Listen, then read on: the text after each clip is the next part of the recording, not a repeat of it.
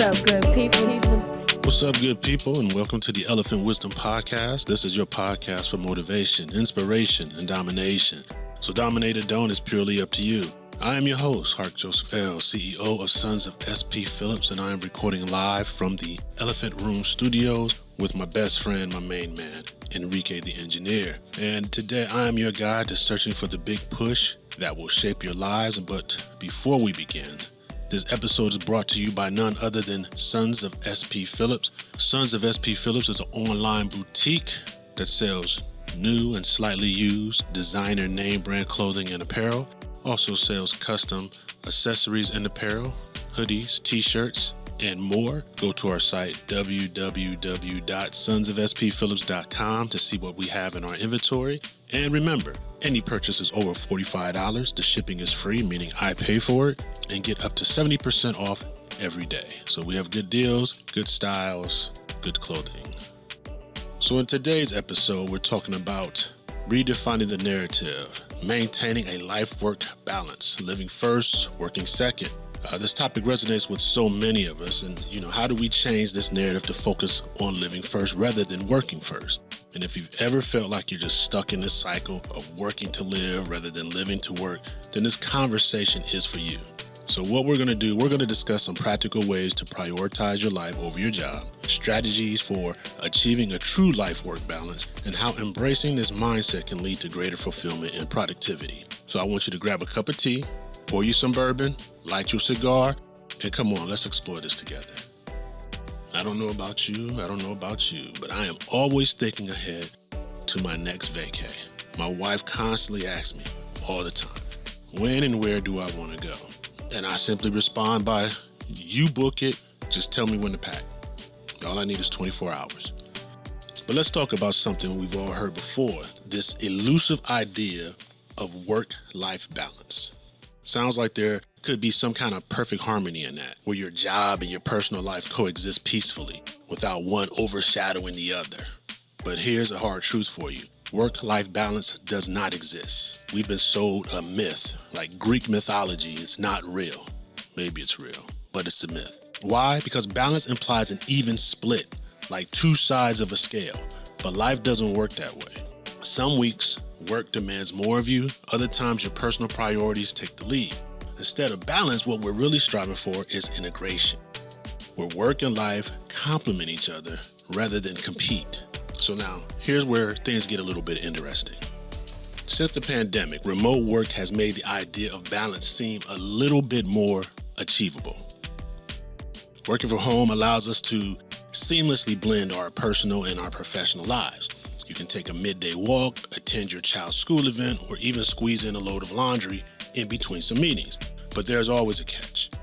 Remote work has also blurred the lines and the boundaries between when work starts and when it stops. And then suddenly, your living room is your office, and you're answering emails at 10 o'clock at night.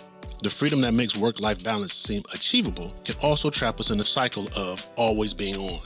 The challenge is this: how do we embrace this flexibility of remote work without letting it consume our personal lives? It requires intentionality, being clear about when you're working and when you're not, even if there's no physical office to leave.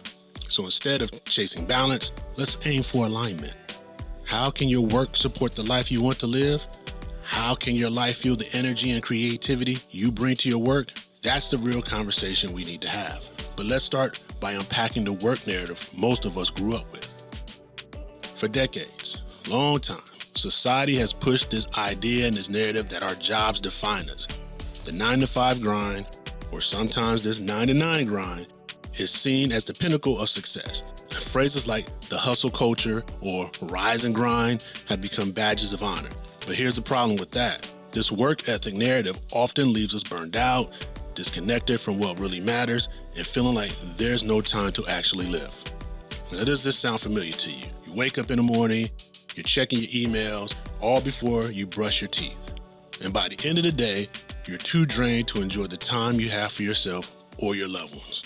Over time, this cycle can erode your mental health, your physical well-being, and your sense of purpose. So how do we flip this script? We have to adopt a new perspective called living first, then working. So imagine this narrative, one where you prioritize your life and fit work around it rather than the other way around? What if your day started with activities that light you up in the morning? Whether it's morning yoga, a walk in nature, or simply savoring your coffee without rushing. By reframing our approach to work, we acknowledge that our jobs are a means to support the lives that we want, not the center of them. This shift doesn't just benefit your personal happiness, it also makes you more focused and efficient when you do work. Now, there's a science to this balance. Experts and psychologists have studied this for years. Research consistently shows that people who prioritize their life over work are not only happier, but they're also more productive. And when you give yourself time to recharge, you're better equipped to bring creativity and focus to your job. Countries like Denmark and Finland ranked highest in happiness indexes, largely because they've embraced this balance. They've proven that shorter work weeks, flexible schedules, and a focus on well-being create thriving societies. So why not adopt a similar mindset in your own life? So now that we understand the why about this, let's dive into this how. Here are 5 practical tips that I can give you to help you prioritize your life over work. So, set boundaries. This topic comes up in a lot of our discussions. Establish clear boundaries between you, work, and your personal life. Turn off notifications after work hours and avoid the temptation to, let me check my email just to see if this came through. No, don't check anything. At 5:01, cut it off. Schedule personal time. Block off time in your calendar for activities that matter to you. Whether it's a hobby, family dinner, or simply time to rest, treat this time as non-negotiable. Redefine success. Instead of measuring success by how many hours you put in or how many tasks you take or check off, focus on how aligned your work is with your personal values and goals. And also, practice saying no. You don't have to say yes to every project, every meeting, or every request. Now, they might make you feel like you have to, but you don't. Saying no can be an act of self-care, creating space for what truly matters, and reflect regularly. Take time each week to evaluate how balanced your life feels. Are you dedicating enough energy to your passions, relationships, and your health? $1,000,000 question. If work balance is just a myth, how can we design a life where work and personal fulfillment truly coexist without one overshadowing the other?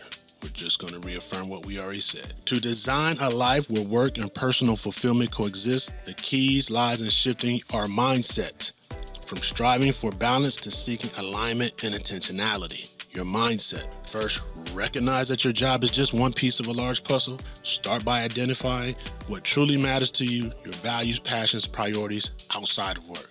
These should form the foundation of how you structure your time and energy. Embrace flexibility with clear boundaries. Remote work has shown us that we can integrate personal and professional lives, but it requires discipline to prevent one from bleeding into the other. For example, set non-negotiable personal hours where work interruptions are off limits. That's your time. Keep them. Align your work with your life goals. This might mean advocating for projects that excite you, seeking roles that fit your lifestyle, or rethinking your career entirely if it conflicts with what you value most. Finally, fulfillment doesn't come from perfect balance. It comes from intentionally choosing how you spend your time. Some weeks, work might take the lead. Other weeks, family or personal growth might take the lead. When every choice aligns with your priorities, the myth of balance fades away, replaced by a life that feels authentic and satisfying. It's not about managing time, it's about designing a life that works for you, not against you. Enrique has come up with some common questions about life-work balance. Isn't prioritizing life over work selfish? Hell no.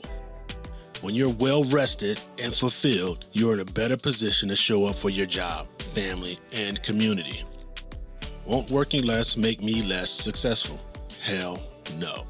Success isn't about hours worked, it's about outcomes. By focusing on quality over quantity, you can achieve more with less.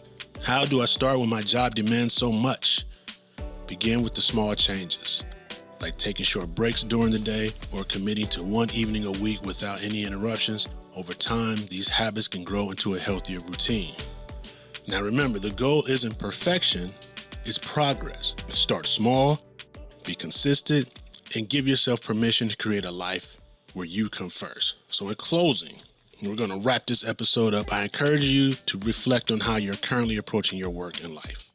Are you truly living, or are you just existing between work shifts?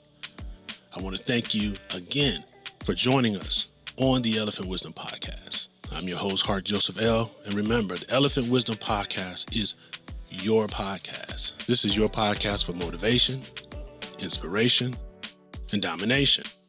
So dominate or don't. It's up to you. Remember to like, follow, subscribe, pass this around to anybody you think needs to hear this message.